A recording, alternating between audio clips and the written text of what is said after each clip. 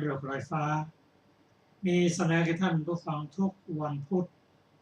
ตั้งแต่เวลา 18 นาฬิกาถึง 19 นาฬิกาดำเนินรายการโดยกระผมมันเอกธนัทเดชะมีอาจารย์สรภาเดชะเป็นผู้ร่วมรายการวันนี้เราได้นำมาตรายปิฎกฉบับอรรถกถาเล่มที่ 20 มาศึกษากันในพระสูตรที่ชื่อว่า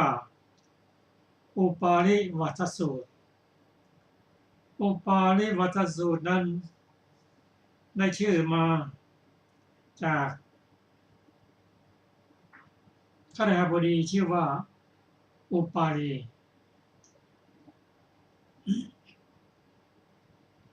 พระสูตรนี้กล่าวว่าข้าพเจ้าได้สดับมาอย่างนี้ก็สมัยหนึ่งพระพุทธเจ้าประทับอยู่ที่ปาวาลิกัมพวันใกล้เมืองนรันทาสมัยนั้นนิครนมัตตบุตรอาศัยอยู่ณเมืองนรันทาพร้อมด้วยบริวารของนิครนเป็นอันมากนิครนที่เป็นลูกศิษย์ชื่อว่าที่ฆนตปัสสีเที่ยวบิณฑบาตในเมืองนรันทาภายหลังเวลาพักกลับมาจากบิณฑบาตแล้วเข้าไปเฝ้าพระผู้มีพระเจ้าถึงปาวาลิกัมพวันน่าอาศัยกับพระพุทธเจ้าต่อให้ระลึกถึงกันไปแล้วได้ยืนอยู่ณที่ควรสักแห่งหนึ่งพระพุทธเจ้าได้ตรัสพุทธพจน์ดังนี้ว่าเทขนกปัสสีนิครนดูก่อนที่คณตปัสสีอาสนะมีอยู่ถ้าท่านประสงค์จะนั่งก็นั่งเถิดเมื่อพระผู้มีพระเจ้าตรัสอย่างนี้แล้วที่คณตปัสสีนิครน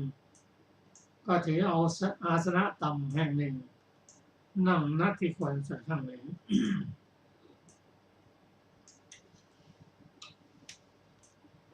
ที่ฆนตปัสสีนี้เคยมาเฝ้าพระพุทธเจ้าก็การเข้ามาเฝ้านั้นก็เข้ามาด้วยอยากจะปรับปะทะก็ครั้งนี้ก็เป็นเช่นเดียวกันเพราะว่าเขามั่นใจว่านิครนมัตตบุตรนั้นเป็นพระอรหันต์มีบริวารมากและมีอุปาลิขฤหบดี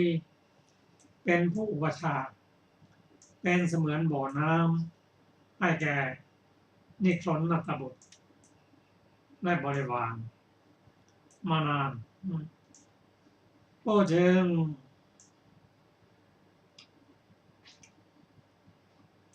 อุปาลีนั้นเป็นผู้นอกจากเป็นผู้อุปถากแล้วก็ยังเป็นหัวหน้าของฝ่ายอุบาสกทั้งหมดเป็นผู้ฉลาดในพระสูตรนี้หลังจากที่ฟังธรรมแล้วได้เป็นพระโสดาบันก็แสดงว่าเขาเกิดด้วยติเหตุแต่มาอยู่กับนิครนมัตตบุตรซึ่งเป็นหนึ่งหน้าอาจารย์ทั้งหกมีบูรณกัสสปะมัคคลิโคสารอาชิตาเกตกัมพลปากุทากัจจายนะท่านสัญชัยนิรตบุตรและท่านนิครนมัตตบุตรนิครนมัตตบุตรนี้สอนลูกศิษย์ลูกหาโดยเฉพาะ กี่ยวกับเรื่องของกรรมคือการกระทำแต่เขาไม่ได้บอกว่าเป็นเรื่องของกรรมซึ่งเรื่องของกรรมนั้นได้สอนลูกศิษย์ว่ากรรมนั้นเขาแบ่งออกเป็น3 อย่างเหมือนกันคือกายกรรมวจีกรรมและมโนกรรมแต่ในผลตบุตรนั้นเขาสอนว่ากรรมที่ร้ายแรงที่สุดนั้นก็คือกายกรรมส่วนวจีกรรมมโนกรรมนั้นไม่รุนแรงไม่เทียบกับกายกรรมสอนอย่างนั้นเพราะฉะนั้นการทำกรรมเราจะดูที่การกระทำถ้าการกระทำที่เป็นบาปแล้วก็เขาก็เรียกว่าทันทะแปลว่าเป็นบาปประกรรมสิ่งสอนลูกศิษย์เป็นระยะตัวเองก็ปฏิบัติระยะเช่นไม่ดื่มน้ำเย็นดื่มแต่น้ำร้อนไม่ฆ่าสัตว์เป็นต้นที่คณตปัสสีที่เป็นลูกศิษย์ที่ไว้เนื้อเชื่อใจนั้นไปทดสอบเรื่องกรรมกับพระพุทธเจ้าซึ่งพระพุทธเจ้าทรงทราบดีถึงการมาของทีฆะนตปัสสีนั้น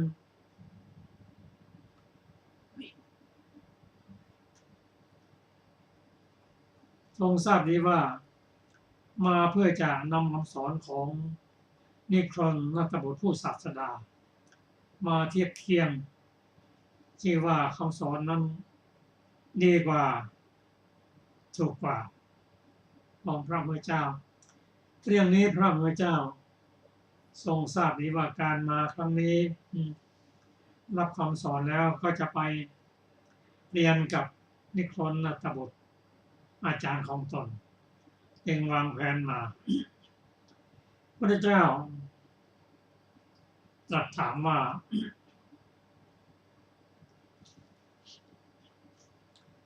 ทีฆนตปัสสีก็นิครนนัตบุตรท่านบัญญัติกรรมในการทำบาปประกรรมในการเป็นไปแห่งบาปประกรรมไว้เท่าไหร่ซึ่งทีฆนตซึ่งทีฆตปัสสีนิครนได้ทูลว่าท่านพระโคดมนิครนนัตบุตรจะบัญญัติว่ากรรมดังนี้ก็หาไม่ได้เป็นอาจริงก็หาไม่ได้แต่บัญญัติว่าทันทะนะครับเป็นบาปอย่างนี้เป็นอาจริงพระพุทธเจ้าตรัสว่าดูก่อนสีคตปัสสีนิครนนัตบุตรท่านบัญญัติทันทะคือบัญญัติเรื่องบาปในการทำบาปประกรรมไว้ไม่เท่าไรเทคะตปัสสีกราบทูลว่าบัญญัติไว้3 อย่างพระพุทธเจ้าข้าท่านพระโคดม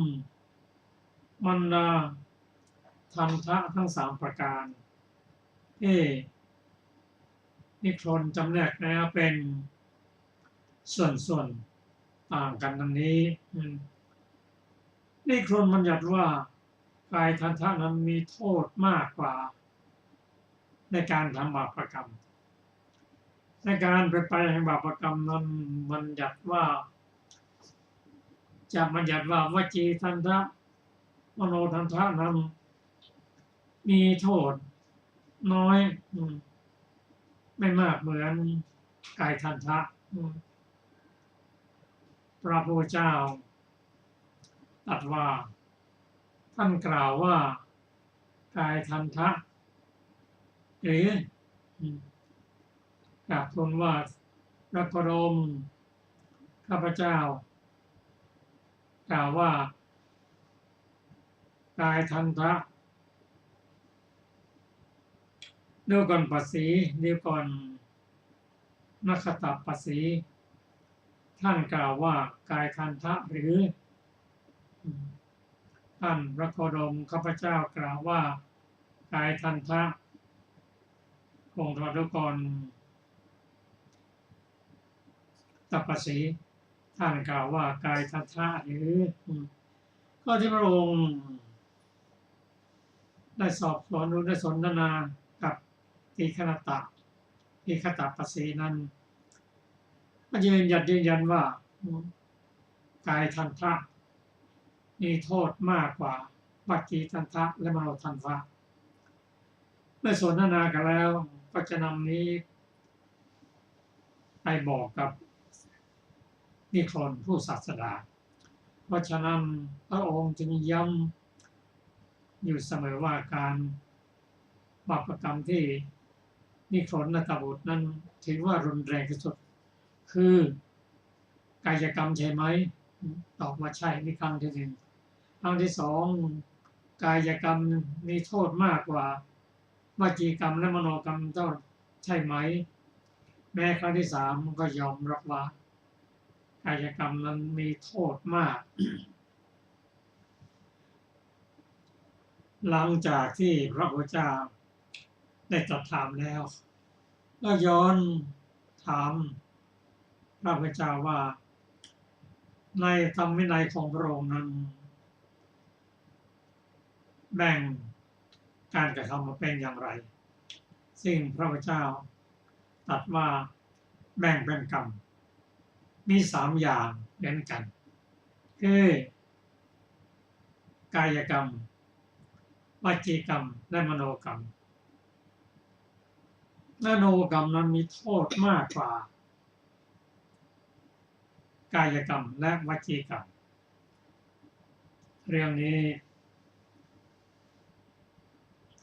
ทีฆตปัสสีทูลยืนยันทูลกราบทูลว่าพระองค์ยืนยันแน่นอนนะว่ามโนกรรมมีโทษมากกว่าวจีกรรมและกายกรรมใช่ไหมพระองค์ตรัสว่าใช่แล้วก็ย้อนถามครั้งที่สองครั้งที่สามพระองค์ตรัสยืนยันว่ากรรมในพระธรรมวินัยนี้ที่แบ่งออกเป็น3ส่วนนั้นมโนกรรมนั้นเป็นใหญ่มีโทษมากกว่าวจีกรรมและกายกรรมแล้วก็ยืนยันว่าพระพุทธเจ้าตรัสว่ามโนกรรมใช่ไหมผมจะว่ามโนกรรมพอได้รู้แน่นอนอย่างนี้ทูลลาพระพุทธเจ้าตรงไปหาศาสดาของตนคือนิครนตบุตรขณะนั้นนิครนตบุตรอยู่พร้อมบริวารมีอุบาลีเป็นผู้เป็นหัวหน้าของบริวารฝ่ายอุบาสกนั้นอุบาลีเป็นผู้อุปถากที่ฉลาดกว่าบุคคลอื่นทีฆตปัสสีเข้าไปหานิครนตบุตรผู้ศาสดาซึ่งเรื่องนี้อุบาลีข้าพเจ้าก็ถามว่าทีฆตปัสสีท่านไปไหนมาในบอกกับท่านข้าพเจ้าว่าไปเฝ้าพระพุทธเจ้าได้สนทนากันบ้างไหมคงได้สนทนาแล้วก็ที่ฆตปัสสีก็เรียนกับอาจารย์และบริวารให้ทราบถึงเรื่องนี้ เรื่องนี้นิพนธ์บัตรชื่นชมที่ขตัปปสีว่าเธอเป็นผู้จำพระธรรมคำสอนของศาสนาได้ดีการโต้ตอบยันเธอทำถูกต้องแล้วเอาละถ้าอย่างนี้เราจะไปโต้กันกับท่านนครหลวงจะเป็นเราก็ได้อุบาลีก็ได้หรือเธอก็ได้สนทนากันนั่นระยะหนึ่งท่านอุบาลีขลังบดีเรียนกับอาจารย์เนี่ยคนว่าเอาละถ้าอย่างนั้นกับผมจะไปปะทะกับพระสาโคดมยืนหยัดยืนว่ามโนกรรมนั้นมีโทษน้อยกว่ากายกรรมเราจะโต้ด้วยวาทะเหมือนกับถ้วยยกน้ำชากันนะปรับไปปรับมาด้วยกำลังโต้ตอบด้วยปัญญาวาทะเรื่องนี้อันนี้คนรัฐบุตรชอบใจดีอุมาลีเธอจงไปปรับวาทะกับท่านสมณโคดมท่านไปดีที่สุดและปกติแล้ว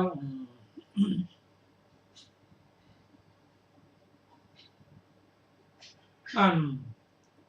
อุปาลินั้นท่านเป็นผู้ที่วางตัวให้เข้ากับท่านนิครนนัตบุตรได้ซึ่งนิครนนัตบุตรแล้วถ้าอุบาลีจะไปก็ยินดีไปแทนที่ข้าตัปปสีเรียนกับอาจารย์ว่าอาจารย์นิครนผมไม่เห็นไม่ยินดีเลยที่อุบาลีข้าราชบดีจะไปตอบวาทะกับพระพุทธเจ้าเพราะอะไรเพราะว่าพระพุทธเจ้านั้นมีมายาเครื่องกลับใจพวกอันดะเดียถีกลับใจให้เป็นสาวกของพระองค์ได้ซึ่งในครนนัตบุตรเราไม่เห็นด้วยเลยเพราะอุบาลีข้าพเจ้านั้นเป็นคนฉลาด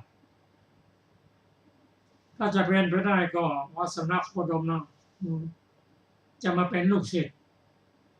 ของท่านอุบาลีมากกว่าที่ขตัปปสีคงจะเห็นการไกลพอเข้าไปเฝ้าหลายครั้งเลยคัดค้านว่าไม่เห็นด้วยไม่ยินดีที่จะให้อุบาลีไปปรับวาทะกับพระเจ้าแม้ครั้งที่3ก็กล่าวอย่างเดียวกันว่าไม่เห็นด้วยที่จะให้อุบาลีไปปรับวาทะกับพระเจ้าเพราะพระพุทธเจ้านั้นมีมารกลับใจมีมายาเครื่องกลับใจปรับนี่ปรับให้อัญญเดถีนะเป็นลูกศิษย์มากกว่าซึ่งเรื่องนี้ท่านนิครนนัตบุตรไม่เห็นด้วยตรงกันข้ามพระพุทธเจ้าต่างหากที่จะถูกอุบาลีไม่กลับมาเป็นสาวกเมื่อห้าม3 ครั้งแล้วยังไม่ฟังอุบาลีก็เข้าไปเฝ้าพระพุทธเจ้าแล้วเข้าไปเฝ้าแล้วก็ทูลถามว่าพระพุทธเจ้าค่ะขตัปปสีมาเฝ้าพระองค์หรือเปล่าพระองค์ตรัสมาได้สนทนากันบ้างหรือเปล่าได้สนทนาแล้วก็พระองค์ตรัสเล่าเรื่องทั้งหมดตอนแรกนั้น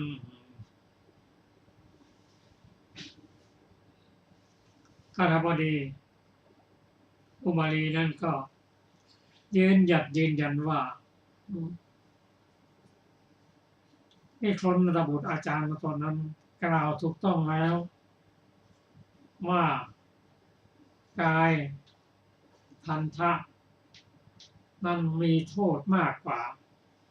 วจีกรรมและมโนกรรมซึ่งเรื่องนี้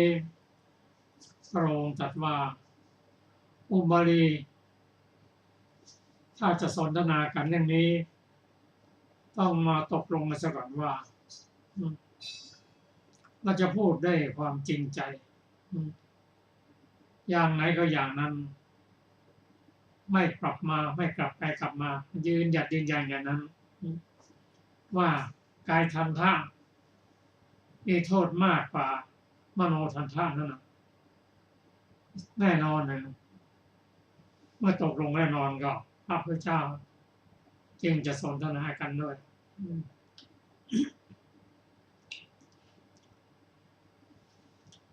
พระพุทธเจ้าตรัสว่าอุบาลีถ้ายืนยันอย่างนั้นก็จะขอถามว่านิครนฝ่ายนิครนนั้นเขาไม่ดื่มน้ำเย็นดื่มแต่น้ำร้อนมีน้ำต้มพักเป็นต้นแต่เมื่อเจ็บไข้อาการหนักเมื่อไม่ได้กินน้ำโดยเพราะน้ำเย็นมาขาดน้ำป่วยหนักขนาดที่ทูตก็จะต้องตายนี่การตายของนิครนและบริวารนั้นเขากล่าวถึงการตายและการเกิดว่าอย่างไรซึ่งปริอักษรว่าฝ่ายนิครนรัตบุตรนั้นก่อนจะตายก็ไปผูกจิตไว้กับเทวดาที่ชื่อว่ามโน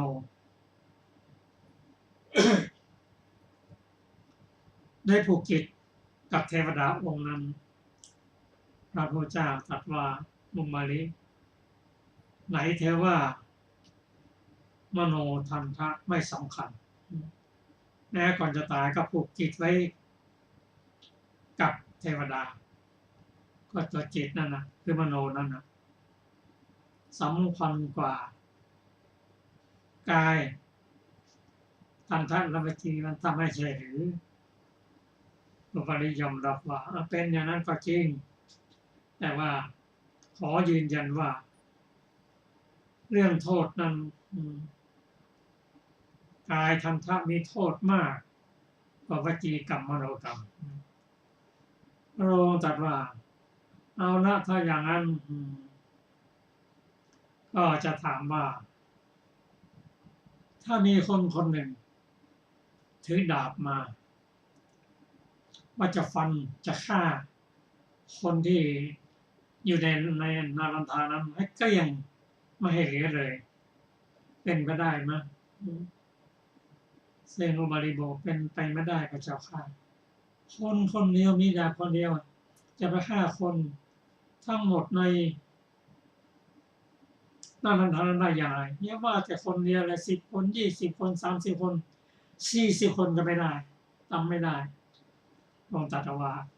ทีนี้ถ้ามีฤาษีผู้มีฤทธิ์ทางใจกล่าวไว้ว่าเราจะฆ่าบุคคลทั้งหมดในนารันทานะให้เกลี้ยงเลยด้วยคนคนเดียวในเวลาอันสั้นเป็นไปได้ไหมข้าพเจ้าบอกว่าเป็นไปได้เพราะว่าผู้มีฤทธิ์อย่างนี้สามารถทำได้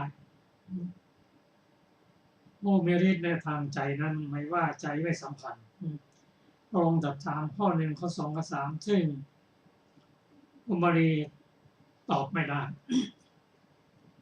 คำต้นกับคำปลายไม่ตรงกันคำต้นมาว่ากายทันทะนั้นรุนแรงกว่า มโนทันทะนั้นไม่สำคัญแต่สุดท้ายก็รู้ว่าพระองค์ตรัสว่ามโนทันทะนั้นเป็นไปได้องค์ยกตัวอย่างหลายอย่างซึ่งอุมาลีนั้นมีความเข้าใจและยอมรับว่าคำที่พระองค์ตรัสนั้นเป็นสิ่งที่จริงความจริงถ้าพระองค์ก็รู้ตั้งแต่คำถามเขาแรกแล้วแต่อยากจะทราบพระองค์ตรัสเรื่องนี้หลายเรื่องอย่างไรหลังจากนั้นประกาศตนเป็นอุบาสกคือรักษาศีลในแนวของพุทธศาสนามีพระพุทธธรรมมาเป็นที่พึ่งมีความศรัทธาเรื่องนี้พระองค์ไม่ได้รับคฤหบดีว่าเป็นอุบาสกได้ง่ายๆเพราะว่าอุบาสกนี้เพราะว่าอุบาลีนั้นเป็นอุปถาของนิครนธบุตรและเป็นผู้ที่เลี้ยงดูเป็นบ่อน้ำของท่านนิครนธบุตรมานานพระองค์ตรัสว่าที่เธอพูดอย่างนั้นคิดดีนะเพราะว่าเธอเป็นผู้มีชื่อเสียงรู้จักคนส่วนมากรู้จักและเป็นเหมือนบ่อน้ำของพวกนิครนถ้ามาเป็นอย่างนั้นสิ่งที่เคยอุปสรรคก็จะขาดไปก็ยืนหยัดยันว่าจะขอเป็นอุบาสกพระองค์ตรัสว่าถ้าจะเป็นอุบาสกแล้วเธอก็ไม่ควรจะทิ้งพวกนิครนธบุตรให้การเลี้ยงดูให้ทานตามปกติก็ยิ่งมั่นใจว่าพระพุทธเจ้านั้นเป็นผู้ที่ตรัสสอนสิ่งที่ดีแล้วแล้วก็มาให้ทิ้งสิ่งที่ควรให้โดยเฉพาะเรื่องทานนั้นในที่สุดพระองค์ยอมรับว่าเป็นอุบาสกได้หลังจากนั้นก็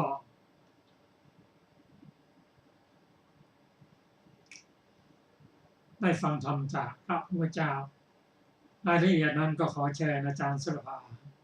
ค่ะสวัสดีค่ะท่านผู้ฟังที่เคารพทุกท่าน หัวข้อทรงแสดงอนุบุพพิกถานะคะลำดับนั้นแลพระผู้มีพระภาคเจ้าตรัสอนุบุพพิกถาแก่อุบาลีคฤหบดี คือ ทรงประกาศทานกถาศีลกถาสักขกถาโทษแห่งกามอันต่ำทรามเศร้าหมองอานิสงส์ในเนกขัมมะเมื่อใดพระผู้มีพระภาคเจ้าได้ทรงทราบอุบาลีคฤหบดีว่ามีจิตควรมีจิตอ่อนมีจิตปราศจากนิวรณ์มีจิตสูงมีจิตผ่องใสเมื่อนั้นจึงทรงประกาศพระธรรมเทศนาที่พระพุทธเจ้าทั้งหลายทรงยกขึ้นแสดงด้วยพระองค์เองคือทุกข์สมุทัยนิโรธมรรคเปรียบเหมือนผ้าขาวสะอาดปราศจากดำควรได้รับน้ำย้อมด้วยดีฉันใดธรรมจักษุอันปราศจากทุลีปราศจากมลทินเกิดขึ้นแก่อุบาลีคฤหบดีที่อาสนะนั้นเองว่าสิ่งใดสิ่งหนึ่งมีความเกิดขึ้นเป็นธรรมดาสิ่งนั้นทั้งมวลล้วนมีความดับไปเป็นธรรมดาฉะนั้นเหมือนกันลำดับนั้นอุบาลีคฤหบดีมีธรรมอันเห็นแล้วมีธรรมอันบรรลุแล้วมีธรรมอันรู้แจ้งแล้วมีธรรมอันอย่างลงมั่นแล้วข้ามวิจิกิจฉาแล้วปราศจากความเคลือบแคลงถึงความเป็นผู้แกล้วกล้าไม่ต้องเชื่อผู้อื่นในคำสอนของพระศาสดาได้กราบทูลพระผู้มีพระภาคเจ้าว่าข้าแต่พระองค์ผู้เจริญ ข้าพเจ้าขอทูลลาไปณบัดนี้ข้าพระพุทธเจ้ามีกิจมาก มีธุระที่จะต้องทำมากดูก่อนคฤหบดีท่านจงรู้การอันสมควรณบัดนี้เถิดครั้งนั้นแลอุบาลีคฤหบดีชื่นชมยินดีภาสิทธิ์ของพระผู้มีพระภาคเจ้าแล้วลุกจากอาสนะถวายบังคมพระผู้มีพระภาคเจ้าทำประทักษิณแล้วเข้าไปยังนิเวศของตนเรียกนายประตูมาว่าดูก่อนนายประตู ผู้สหายตั้งแต่วันนี้เป็นต้นไปเราปิดประตูแก่พวกนิครนแก่พวกนางนิครนและเปิดประตูเพื่อพระผู้มีพระภาคเจ้าเพื่อสาวกของพระผู้มีพระภาคเจ้าคือภิกษุภิกษุณีอุบาสกอุบาสิกาถ้านิครนคนใดคนหนึ่งมาท่านพึงว่าอกะนิครนคนนั้นอย่างนี้ว่าจงหยุดท่านผู้เจริญอยากเข้าไปเลยตั้งแต่วันนี้เป็นต้นไปอุบาลีคฤหบดีเข้าถึงความเป็นสาวกของพระโคดมแล้วท่านปิดประตูแก่พวกนิครนแก่พวกนางนิครนท่านเปิดประตูเพื่อพระผู้มีพระภาคเจ้าสาวกของพระผู้มีพระภาคเจ้าคือภิกษุภิกษุณีอุบาสกอุบาสิกาท่านผู้เจริญถ้าท่านมีความต้องการด้วยอาหารท่านจงหยุดอยู่ที่นี่แหละชนทั้งหลายจักนำมาเพื่อท่านในที่นี้นายประตูรับคำอุบาลีคฤหบดีแล้วทีฆตปัสสีนิโครนได้ฟังข่าวว่าอุบาลีคฤหบดีเข้าถึงความเป็นสาวกของพระสมณโคดมแล้วลำดับนั้นจึงเข้าไปหานิโครนนาถบุตรถึงที่อยู่ได้กล่าวกับนิโครนนาถบุตรว่าข้าแต่ท่านผู้เจริญข้าพเจ้าได้ฟังข่าวนี้มาว่า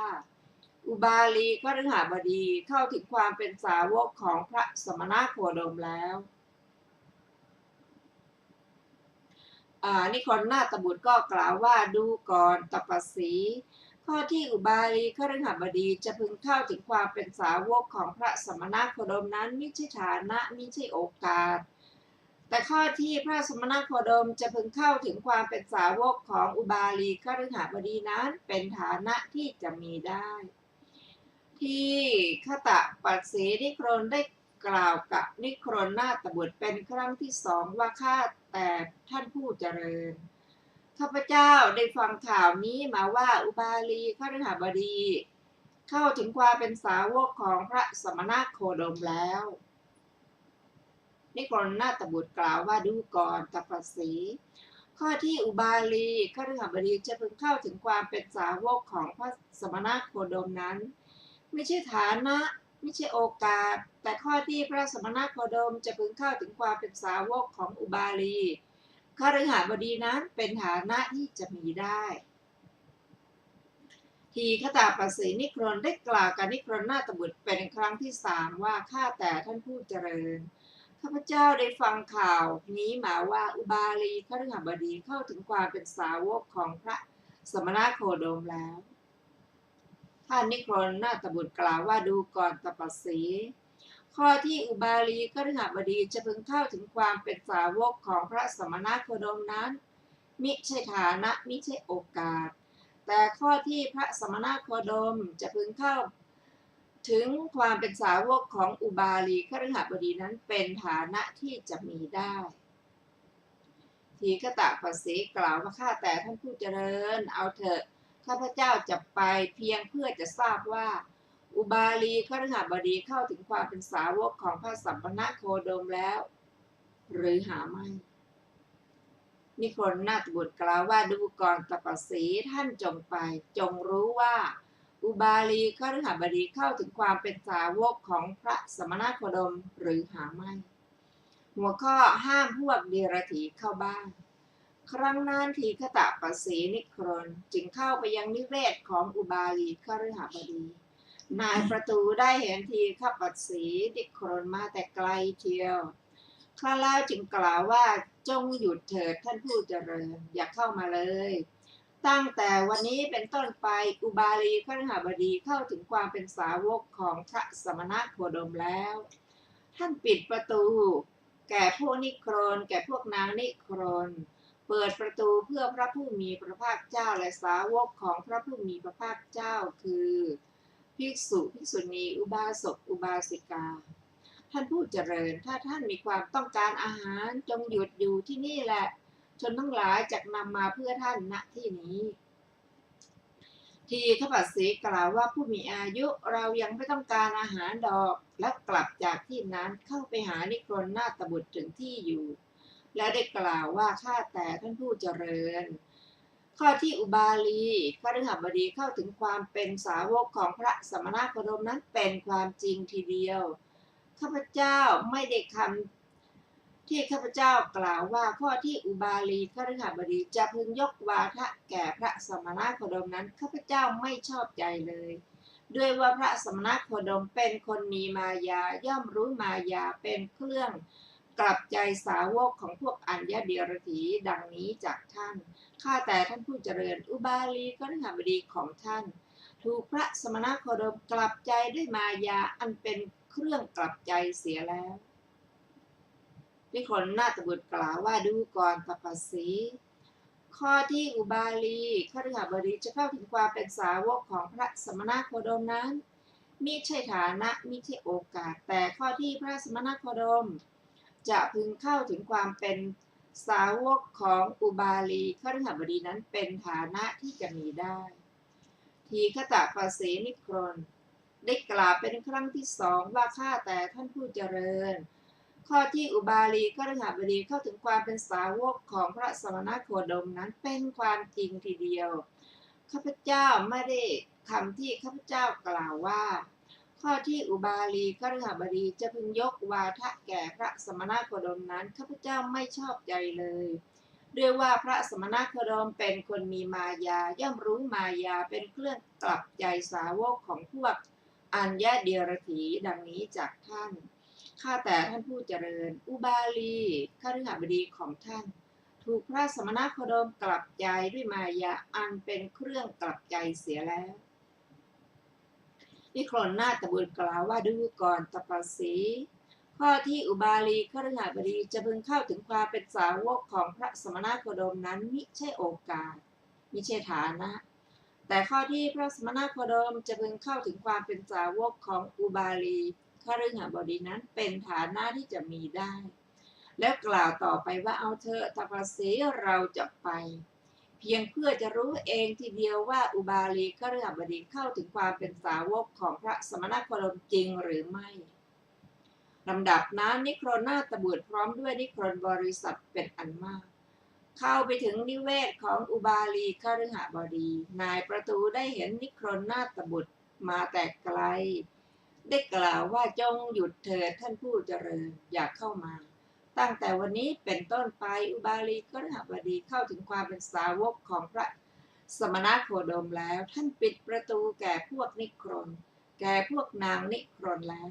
ท่านเปิดประตูเพื่อพระผู้มีพระภาคเจ้าและสาวกของพระผู้มีพระภาคเจ้าคือภิกษุภิกษุณีอุบาสกอุบาสิกาท่านผู้เจริญถ้าท่านต้องการอาหารจงหยุดอยู่ที่นี่แหละชนทั้งหลายจักนำมาเพื่อท่านณที่นี้นิครนนาถบุตรนายประตูผู้เป็นสหายถ้าอย่างนั้นท่านจงเข้าไปหาอุบาลีคฤหบดีแล้วจงกล่าวอย่างนี้ว่านิครนนาถบุตรพร้อมด้วยนิครนบริษัทเป็นอันมากมายืนอยู่ที่ซุ้มประตูข้างนอกเขาอยากจะพบท่านนายประตูรับคำนิครนนาถบุตรแล้วเข้าไปหาอุบาลีคฤหบดีแล้วได้เรียนว่าข้าแต่ท่านผู้เจริญนิครนนาถบุตรพร้อมด้วยนิครนบริษัทเป็นอันมากมายืนอยู่ที่ซุ้มประตูข้างนอกเขาอยากจะพบท่านอุบาลีกล่าวว่าดูก่อนนายประตูเป็นสหายถ้าอย่างนั้นท่านจงปูลาดอาสนะไว้ที่ศาลาประตูกลางนายประตูรับคำอุบาลีคฤหบดีแล้วปูลาดอาสนะไว้ที่ศาลาประตูกลางแล้วเข้าไปหาอุบาลีคฤหบดีแล้วได้เรียนว่าท่านผู้เจริญข้าพเจ้าปูอาสนะไว้ที่ศาลาประตูกลางแล้วท่านย่อมสำคัญการอันควรณบัดนี้ลำดับนั้นอุบาลีคฤหบดีเข้าไปยังประตูกลางแล้วนั่งบนอาสนะอันเลิศประเสริฐอุดมและประณีตอันมีอยู่ณที่นั้นเสียเอง แล้วเรียกนายประตูมาว่า นายประตูผู้เป็นสหาย ถ้าอย่างนั้นท่านจงเข้าไปหานิครนนาถบุตรจงกล่าวอย่างนี้ว่าท่านผู้เจริญ อุบาลีก็ฤหบดีกล่าวอย่างนี้ว่า เชิญท่านเข้าไปเถิด ถ้าท่านจำนงนายประตูรับคำอุบาลีก็ฤหบดี เข้าไปหานิครนนาถบุตร แล้วได้กล่าวว่าท่านผู้เจริญ อุบาลีก็ฤหบดีกล่าวอย่างนี้ว่าท่านผู้เจริญ เชิญท่านเข้าไปเถิด ถ้าท่านจำนงลำดับนั้นนิครนนาถบุตรพร้อมด้วยนิครนบริษัทเป็นอันมาก เข้าไปยังศาลาประตูกลาง ครั้งนั้นแลได้ยินว่า แต่ก่อนอุบาลีก็ฤหบดีเห็นนาถบุตรมาแต่ไกล เท่าใดแล้วต้อนรับแต่ที่เท่านั้น เอาผ้าห่มกวาดอาสนะที่เลิศประเสริฐอุดมและประณีตอันมีอยู่ณที่นั้นแล้วกำหนดให้นั่งบัดนี้ ท่านอุบาลีก็ฤหบดีนั่งบนอาสนะที่เลิศประเสริฐอุดมและประณีตอันมีอยู่ณที่นั้นเสียเอง แล้วได้กล่าวกับนิครนนาถบุตรว่าท่านผู้เจริญ อาสนะมีอยู่ถ้าท่านหวังเชิญนั่งเถิด เมื่ออุบาลีคฤหบดีกล่าวอย่างนั้นแล้วนิครนนาถบุตรได้กล่าวว่าท่านเป็นบ้าเสียแล้วหรือคฤหบดี ท่านเป็นคนเขลาเสียแล้วหรือคฤหบดี ท่านกล่าวว่าข้าแต่ท่านผู้เจริญข้าพเจ้าจะไปจักยกวาทะแก่พระสมณโคดม ครั้นไปแล้วกลับถูกวาทะไม้ขื่ออันใหญ่สวมมาแล้วหรือ ดูก่อนคฤหบดี เปรียบเหมือนบุรุษผู้นำอันทะไป ถูกควักอันทะออกกลับมาชั้นใด ดูก่อนคฤหบดี อันหนึ่งเปรียบเหมือนบุรุษนำดวงตาไปถูกควักดวงตากลับมาชั้นใด ดูก่อนคฤหบดีท่านก็ชั้นนั้นแล กล่าวว่าข้าแต่ท่านผู้เจริญข้าพเจ้าจะไปจักยกวาทะแก่พระสมณโคดม ครั้นไปแล้วกลับถูกวาทะดุจไม้ขื่ออันใหญ่สวมมาแล้ว ท่านถูกพระสมณโคดมกลับใจด้วยมายาเป็นเครื่องกลับใจเสียแล้วหรือ หัวข้อมายาเรื่องกลับใจอุบาลีกล่าวว่าท่านผู้เจริญมายาอันเป็นเครื่องกลับใจนี้ดี ท่านผู้เจริญมายาอันเป็นเครื่องกลับใจนี้งามท่านผู้เจริญญาติสาโลหิตผู้เป็นที่รักของข้าพเจ้าจะพึงกลับใจได้ด้วยมายาเครื่องกลับใจนี้ ข้อนั้นจะพึงเป็นไปเพื่อประโยชน์เกื้อกูลเพื่อความสุขแก่ญาติสาโลหิตผู้เป็นที่รักของข้าพเจ้าสิ้นกาลนานท่านผู้เจริญแม้ถ้ากษัตริย์ทั้งปวงจะพึงกลับใจได้ด้วยมายาเครื่องกลับใจนี้ ข้อนั้นจะพึงเป็นไปเพื่อประโยชน์เกื้อกูลเพื่อความสุขแก่กษัตริย์แม้ทั้งปวงสิ้นกาลนานท่านผู้เจริญแม้ถ้าพราหมณ์ทั้งปวงจะพึงกลับใจได้ด้วยเครื่องมายาด้วยมายาเครื่องกลับใจนี้ข้อนั้นจะพึงเป็นไปเพื่อประโยชน์เกื้อกูลเพื่อความสุขแก่พราหมณ์แม้ทั้งปวงสิ้นกาลนานท่านผู้เจริญแม้ถ้าแพทย์ทั้งปวงจะพึงกลับใจด้วยเครื่องมายาเครื่องกลับใจนี้ข้อนั้นจะพึงเป็นไปเพื่อประโยชน์เกื้อกูลเพื่อความสุขแก่แพทย์แม้ทั้งปวงสิ้นกาลนานท่านผู้เจริญถ้าแม้สูตรทั้งปวงจะพึงกลับใจได้ด้วยมายาเครื่องกลับใจนี้ข้อนั้นจะพึงเป็นไปเพื่อประโยชน์เกื้อกูลเพื่อความสุขแก่สูตรแม้ทั้งปวงสิ้นกาลนานท่านผู้เจริญถ้าแม้โลกพร้อมทั้งเทวโลกมารโลกพรหมโลกหมู่สัตว์พร้อมทั้งสมณะพราหมณ์เทวดาและมนุษย์จะพึงกลับใจได้ด้วยมายาเครื่องกลับใจนี้ข้อนั้นจะพึงเป็นไปเพื่อประโยชน์เพื่อกูลเพื่อความสุขแก่โลกพร้อมทั้งเทวโลกมารโลกพรหมโลกแก่หมู่สัตว์พร้อมทั้งสมณะพราหมณ์เทวดาและมนุษย์สิ้นกาลนานท่านผู้เจริญถ้าอย่างนั้นข้าพเจ้าจักทำอุปมาแก่ท่านวินยูชนบางพวกในโลกนี้ย่อมรู้อัตถแห่งภาษิตได้แม้ด้วยการเปรียบเทียบท่านผู้เจริญเรื่องเคยมีมาแล้วนางมานาวิภกาสาวเป็นภริยาของพราหมณ์แก่ผู้เฒ่าผู้หนึ่งผู้ใหญ่คนหนึ่งมีครรภ์ใกล้จะคลอดครั้งนั้นนางมานวิกานั้นได้กล่าวกับพราหมณ์นั้นว่าท่านพราหมณ์ท่านจงไปซื้อลูกวานอจากตลาดมาไว้ จักได้เป็นเพื่อนเล่นของลูกเราท่านผู้เจริญเมื่อนางมานวิกากล่าวอย่างนี้แล้วพราหมณ์นั้นกล่าวว่านางผู้เจริญจงรอจนกว่าเธอจะคลอดเสียก่อนเถิดถ้าเธอคลอดลูกชายฉันจักซื้อลูกวานอนตัวผู้จากตลาดมาให้เธอจักได้เป็นเพื่อนเล่นของลูกชายของเธอแต่ถ้าเธอคลอดลูกเป็นหญิงฉันจักซื้อลูกวานอนตัวเมียจากตลาดมาให้เธอจักได้เป็นเพื่อนเล่นของลูกหญิงของเธอท่านผู้เจริญนางมานวิกานั้นได้กล่าวเป็นครั้งที่สองว่าท่านพราหมณ์จงไปซื้อลูกวานอนจากตลาดมาไว้จักได้เป็นเพื่อนเล่นของลูกเราท่านผู้เจริญพราหมณ์ก็ได้กล่าวเป็นครั้งที่สองว่านางผู้เจริญจงรอจนกว่าเธอจะคลอดเสียก่อนเถิดถ้าเธอคลอดลูกเป็นชายฉันจักซื้อลูกวานอนตัวผู้จากตลาดมาให้เธอเพื่อจักได้เป็นเพื่อนเล่นของลูกชายของเธอแต่ถ้าเธอคลอดลูกเป็นผู้หญิงฉันจักซื้อลูกวานอนตัวเมียจากตลาดมาให้เธอเพื่อจะได้เป็นเพื่อนเล่นของลูกหญิงของเธอท่านผู้เจริญนางมานวิกาได้กล่าวเป็นครั้งที่สามว่าท่านพราหมณ์ท่านจงไปซื้อลูกวานอนจากตลาดมาไว้จะได้เป็นเพื่อนเล่นของลูกเราท่านผู้เจริญลำดับนั้นพราหมณ์ผู้นั้นกำหนัดมากมีจิตปฏิพัทธ์ในนางมานวิกานั้นจึงซื้อลูกวานอนมาจากตลาดแล้วได้กล่าวว่านางผู้เจริญฉันซื้อลูกวานอนจากตลาดมาให้เธอแล้วจักเป็นเพื่อนเล่นของลูกเธอเมื่อพราหมณ์กล่าวอย่างนั้นแล้วนางมานวิกานั้นได้กล่าวว่าท่านพราหมณ์ท่านจงไปจงอุ้มลูกวานอนนี้เข้าไปหาบุตร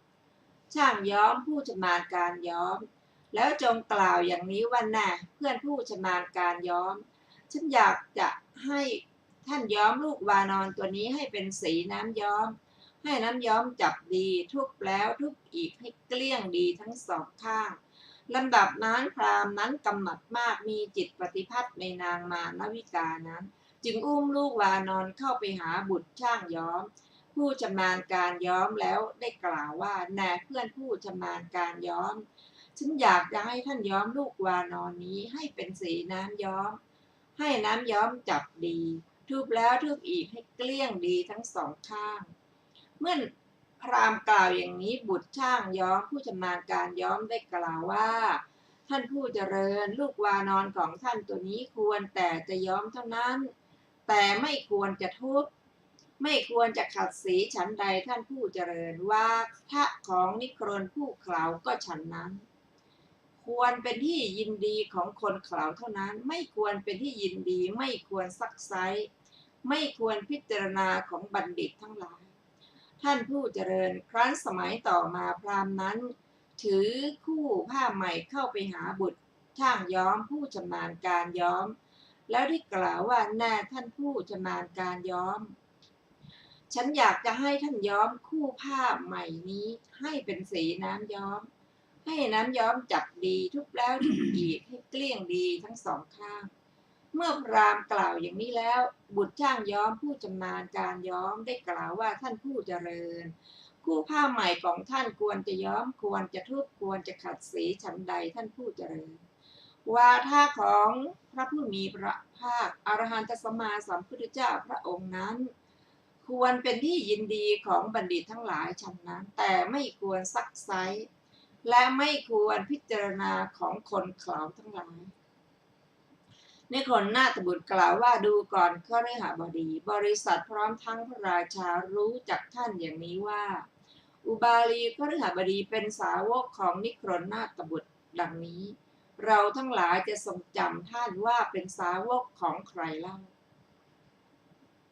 หัวข้ออุบาลีคฤหบดีประกาศตนเป็นสาวกเมื่อนิครนนาถบุตรกล่าวอย่างนี้แล้วอุบาลีคฤหบดีลุกจากอาสนะทำผ้าห่มเฉวียงบ่าข้างหนึ่งประนมอัญชลีไปทางที่พระผู้มีพระภาคเจ้าประทับแล้วได้กล่าวกับนิครนนาถบุตรว่าท่านผู้เจริญถ้าอย่างนั้นท่านจงฟังพระคุณของพระผู้มีพระภาคเจ้าข้าพเจ้าเป็นสาวกของพระผู้มีพระภาคเจ้าผู้เป็นนักปราชญ์ปราศจากโมหะทรงทำลายกิเลสเครื่องตรึงใจได้ทรงชำระมารไม่มีทุกข์มีจิตเสมอด้วยดี มีมารยาทอันเจริญมีพระปัญญาดีทรงข้ามกิเลสอันปราศจากความเสมอได้ปราศจากมลทินข้าพเจ้าเป็นสาวกของพระผู้มีพระภาคเจ้าผู้ไม่มีความสงสัยมีพระทัยดีทรงคลายโลกามิตรได้แล้วทรงบันเทิงทรงมีสมณธรรมอันธรรมสำเร็จแล้วทรงเกิดเป็นมนุษย์มีพระสรีระเป็นที่สุดเป็นนระไม่มีผู้เปรียบได้ปราศจากทุลีข้าพเจ้าเป็นสาวกของพระผู้มีพระภาคเจ้าผู้ไม่มีความสงสัยทรงเฉียบแหลมทรงแนะนำสัตว์เป็นสารถีอันประเสริฐไม่มีผู้อื่นยิ่งไปกว่ามีธรรมอันงามประหมดความเคลือบแคลงทรงนำแสงสว่างทรงตัดมานะเสียได้ทรงมีพระวิริยะข้าพเจ้าเป็นสาวกของพระผู้มีพระภาคเจ้าผู้องค์อาจไม่มีใครประมาณได้พระคุณลึกซึ้งบรรลุถึงญาณทรงทำความเกษมทรงมีพระญาณทรงตั้งอยู่ในธรรมทรงสำรวมพระองค์ดีทรงล่วงกิเลสเป็นเครื่องข้องผู้พ้นแล้วข้าพเจ้าเป็นสาวกของพระผู้มีพระภาคเจ้าผู้ประเสริฐทรงมีเสนาสนะอันสงัดมีสังโยชน์สิ้นแล้วผู้พ้นแล้วทรงมีพระปัญญาเครื่องคิดอ่านทรงมีพระญาณเครื่องรู้ผู้ลดทงคือมานะเสียได้ปราศจากราคะผู้ฝึกแล้วผู้ไม่มีธรรมเครื่องหน่วงข้าพเจ้าเป็นสาวกของพระผู้มีพระภาคเจ้าผู้เป็นพระฤาษีที่7ผู้ไม่ลวงโลกทรงไตรวิชชาเป็นสัตว์ประเสริฐทรงล้างกิเลสแล้วทรงฉลาดประสมอักษรให้เป็นบทคาถาทรงระงับแล้วมีพระญาณอันรู้แล้วทรงให้ธรรมทานก่อนทั้งหมดทรงสามารถข้าพเจ้าเป็นสาวกของพระผู้มีพระภาคเจ้าผู้เป็นพระอริยะมีพระองค์อบรมแล้วทรงบรรลุคุณที่ควรบรรลุทรงแสดงอัตถ์ให้พิสดารทรงมีสติทรงเห็นแจ้งไม่ทรงยุบลงไม่ทรงฟูขึ้นไม่ทรงหวั่นไหวทรงบรรลุความเป็นผู้ชำนาญข้าพเจ้าเป็นสาวกของพระผู้มีพระภาคเจ้าผู้เสด็จไปดีทรงมีฌานไม่ทรงปล่อยจิตไปตามทรงบริสุทธิ์ไม่ทรงสะดุ้งปราศจากความกลัวสงัดทั่วทรงบรรลุธรรมอันเลิศทรงข้ามได้เองทรงยังสัตว์อื่นให้ข้ามได้ข้าพเจ้าเป็นสาวกของพระผู้มีพระภาคเจ้าผู้สงบแล้วมีพระปัญญากว้างใหญ่เสมอด้วยแผ่นดินมีพระปัญญาใหญ่หลวงปราศจากโลภะทรงดำเนินปฏิปทาเหมือนพระพุทธเจ้าในปางก่อนเสด็จไปดีแล้วไม่มีบุคคลเปรียบไม่มีผู้เสมอเหมือนทรงแกล้วกล้าผู้ละเอียดสุขุมข้าพเจ้าเป็นสาวกของพระผู้มีพระภาคเจ้าผู้ตัดตัณหาได้ขาดทรงตื่นอยู่ปราศจากควันมีผู้อันตัณหาและทิฏฐิไม่ฉาบหาได้ผู้ควรรับการบูชาทรงได้พระนามว่ายักขะเป็นอุดมบุคคลมีพระคุณไม่มีใครชั่งได้เป็นผู้ใหญ่ทรงถึงยศอย่างอุดมยอดเยี่ยมท่านผู้ฟังที่เคารพค่ะวันนี้รายการพระไตรปิฎกลอยฟ้าก็ได้หมดเวลาลงแล้วขอบพระคุณทุกท่านที่ได้ร่วมศึกษาด้วยกันเราจะได้มาศึกษาต่อในวันอาทิตย์หน้าเวลาเดียวกันนี้ขอมีความสุขสวัสดีเจริญในธรรมยิ่งวันนี้สวัสดีค่ะ